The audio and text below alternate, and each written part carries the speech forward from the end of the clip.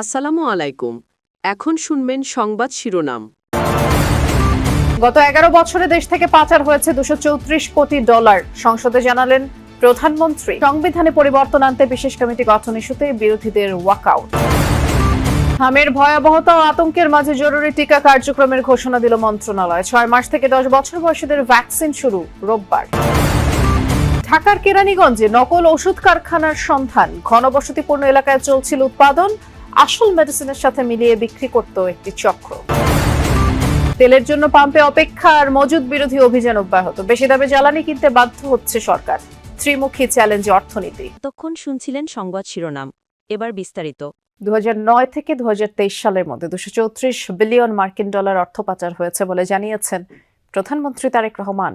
পাচারকৃত অর্থ ফেরত আনতে আইনি প্রক্রিয়া চলমান। প্রধানমন্ত্রী জানান, সেসব অর্থ দেশের জন্য ব্যয় করা বর্তমান সরকারের অন্যতম প্রধান দায়িত্ব। এছাড়া ফ্যামিলি কার্ড বা কৃষক কার্ডের মতো নির্বাচনী প্রতিশ্রুতি বাস্তবায়নের ফলে মূল্যস্ফীতির সংখ্যা নেই বলেও সংসদকে জানান সরকার প্রধান।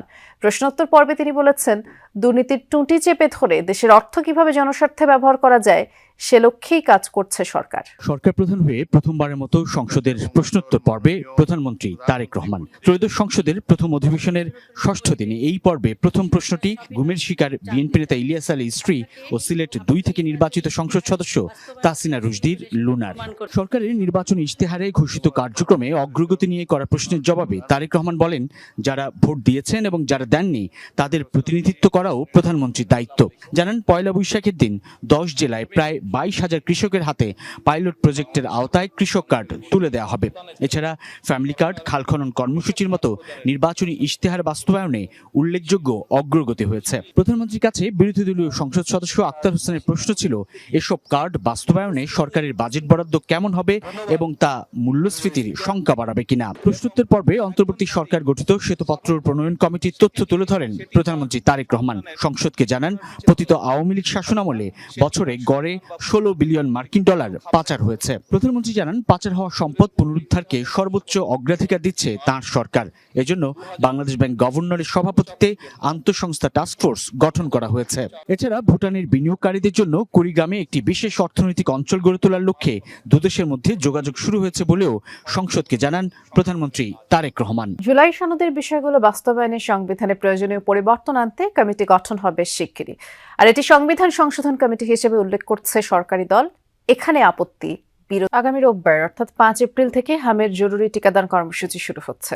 ৬ মাস থেকে ১০ বছর বয়সী শিশুরা এই টিকা পাবেন বলে জানিয়েছেন স্বাস্থ্যমন্ত্রী সরদার মোহাম্মদ সাখাওয়াত হোসেন। দুপুরে সচিবালয়ে হামের টিকা কার্যক্রম বিষয়ে আয়োজিত সংবাদ সম্মেলনে মন্ত্রী বলেছেন, টিকা কার্যক্রমের সাথে যুক্ত কর্মীদের ছুটি বাতিল করা হয়েছে। সরকার পরিস্থিতি নিয়ন্ত্রণে দ্রুত ব্যবস্থাও নিয়েছে। অন্তর্বর্তী সরকারের সময়ের কিছু সিদ্ধান্তে টিকা কেনায় সময় ক্ষেপণ হয়েছে। এতে টিকার মজুদ ফুরিয়েছে, যার প্রভাব পড়েছে হাম ছড়ানোর ক্ষেত্রে। এরই মধ্যে হামে ৪০ জনের মৃত্যু হয়েছে বলে জানিয়েছেন স্বাস্থ্যমন্ত্রী। সরকারি হিসেবে আক্রান্তের সংখ্যা ১,০০০-এর কাছাকাছি।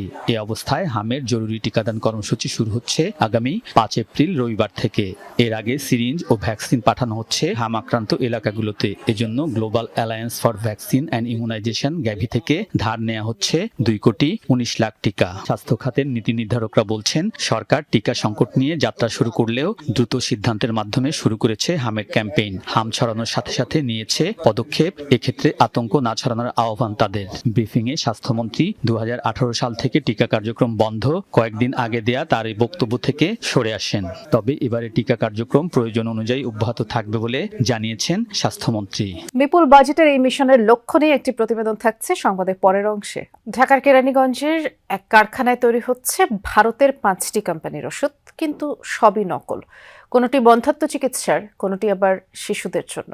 খোদ আমদানিকারক প্রতিষ্ঠানই আসল ওষুধের সাথে এসব নকল ওষুধ সরবরাহ করে আসছে রাজধানীর বিভিন্ন ফার্মেসিতে।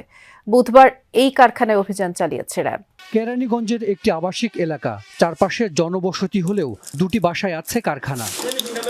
এই ওষুধের নাম পিসুটপ, বন্ধ্যাত্ব চিকিৎসায় ব্যবহার হয়। প্রতিটি ট্যাবলেটের বাজার মূল্য ৭৭ টাকা। বড়কে লেখা ভারতীয় কোম্পানি ওরিয়ন লাইফ সায়েন্স বানিয়েছে এটি, অথচ তৈরি হচ্ছে ঢাকার কেরানীগঞ্জে।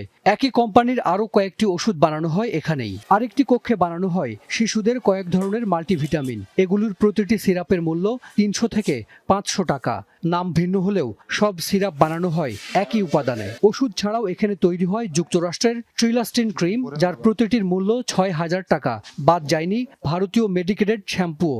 পাকিস্তান, থাইল্যান্ড ও মালয়েশিয়ার কসমেটিকও তৈরি হয় এখানে। কারখানার কর্মীরা জানিয়েছেন, আমদানিকারক প্রতিষ্ঠানের হয়ে তারা এসব ওষুধ ও কসমেটিক বানিয়ে আসছিলেন। অভিযানে কারখানার মালিককে আটক করতে পারেনি র্যাব। ৩ মাস আগেই তার আরেকটি কারখানা সিলগালা করা হয়েছিল, ধরা ছোঁয়ার বাইরে আমদানিকারক প্রতিষ্ঠানও। পরে কারখানার যন্ত্রপাতি ও সব নকল ওষুধ জব্দ করে র্যাব।